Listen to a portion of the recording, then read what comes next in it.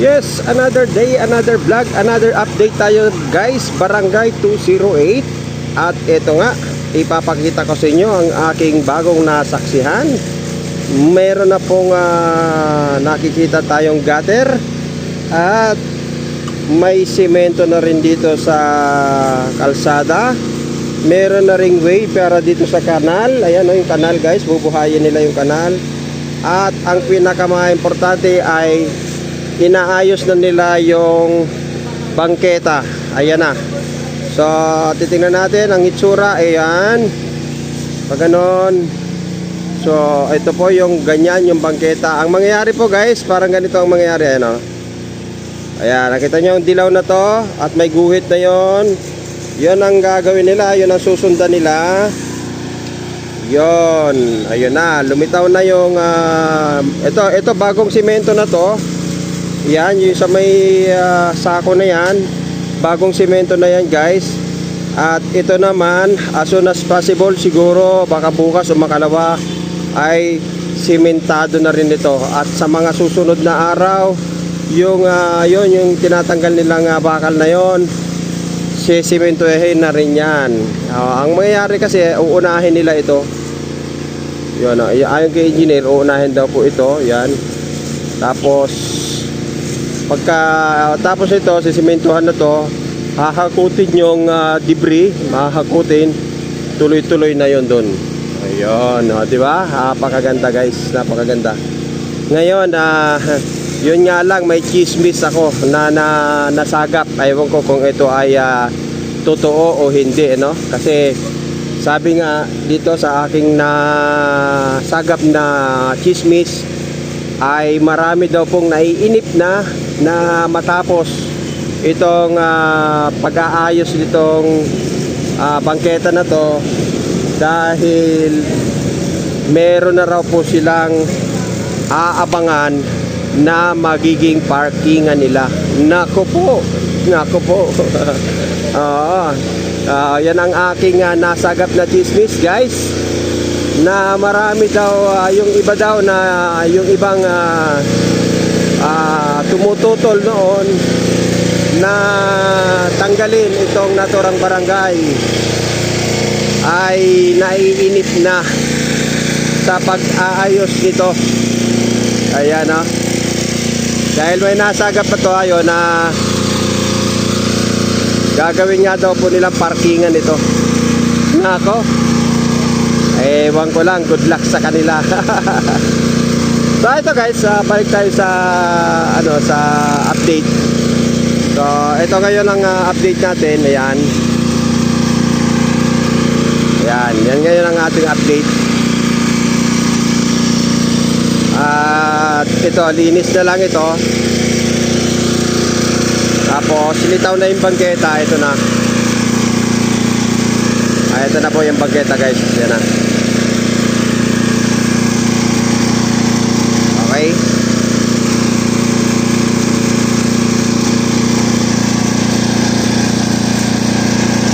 Yan na.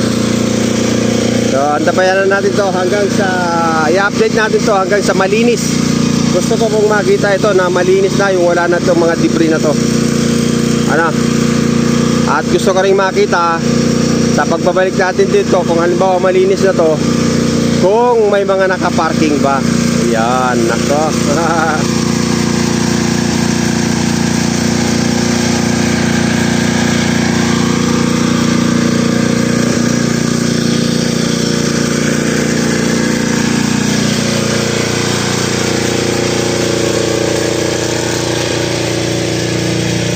Ayan. Yung bakal na yan guys, hindi na yan tatanggalin. So binuhay na lang nila yan. Ito na rin yung lumang semento. Kumbaga sa na lang dito, sisimentohan na lang yan. Yan, sisimentohin na lang yan. Ganyan. Kasi malinis pa naman yung yung semento eh. Yan no. Yan na lang ang ayusin, bubuhusan yan. Ayan guys. So yan, samahan nyo po ako. I-update po natin yung Barangay 313 kung kung nasimentohan na rin ba yung kabila, yung bangketa. So samahan nyo rin ako guys ha. So pagsasamahin ko na yung yung video na to para isang update lang. Barangay 208 bangketa update at Barangay 313 bangketa update. So tara na guys, samahan nyo ako. So yun, ito na nga guys, galing tayo sa Barangay 208, tag-update tayo doon at meron ng bangketa.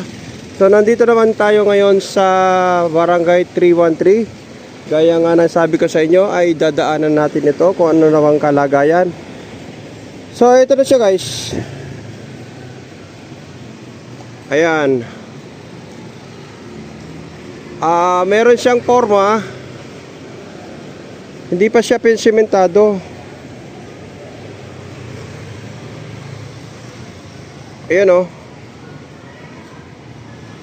So yung kabila, gaya nga na sinabi ko sa inyo ay tapos na. Pero ito, yung kabila ay hindi pa, pinopormahan pa lang. May nakaporma pa lang tayo nakikita. Ayan. So ito ay tapos na. Ito yung kabila na to. Yan, tapos na. At ayan, finish na. Maganda na siya. Pero itong kabila napag-iwanan pa. Ito. So napag-iwanan pa to guys. Hindi pa siya tapos.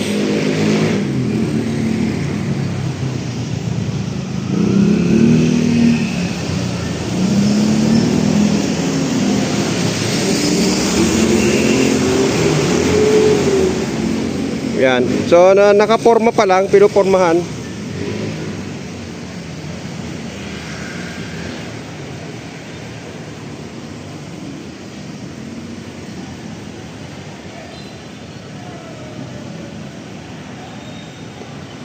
Yan. Yan ang itsura.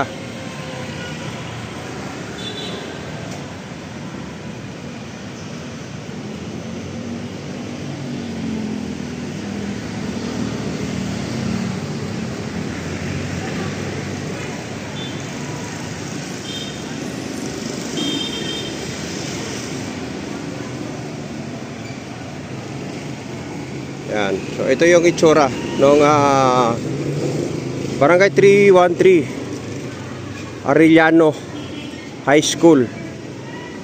So nandito pa rin yung kanilang mga buhangin. Yan.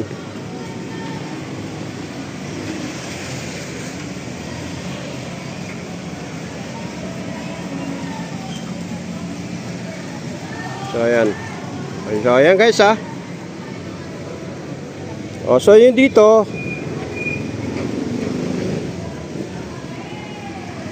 So ito yung simentado na. So sana kung ang ganda na sana niya tingnan kung pati ito ay nasimentohan na. Kaso nabitin pa guys eh. Nabitin. Ito oh. Nabitin pa tayo. So, di ba sabi ko sa inyo kung nagawa man o hindi ay i-update ko kayo.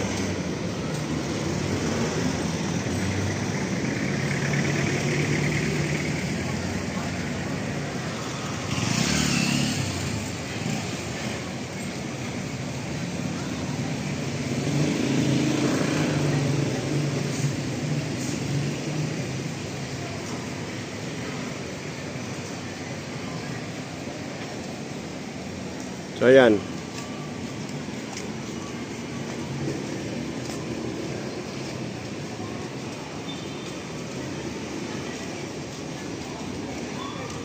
So ayan guys, salamat at sinamahan nyo ako dito sa ating pag-update dito sa Barangay 313 at sa pag-update natin sa Barangay 208. So salamat guys at samahan nyo pa ako ulit, no?